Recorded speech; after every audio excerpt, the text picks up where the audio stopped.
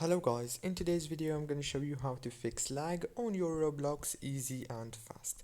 So all what you have to do is simple, so please keep watching until the very end. First thing you have to do is go to the top corner and click on the Roblox logo right here as you can see. And after you click on it you will find this page. Don't worry, just go to the settings right here. And after you click on settings, now all what you have to do is simple. Just scroll down like this and you will find the graphics mode right here. Click on it to change it to manual.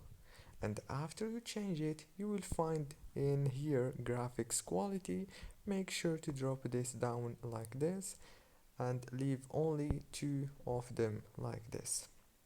And if you have a low RAM on your phone, just make it 1. Now all what you have to do is just scroll down and you will find the camera inverted. Make sure to turn it off. Now all what you have to do is relaunch your Roblox and it's gonna be fixed. Don't forget to like, subscribe, and thank you so much for watching this video until the very end. See you later.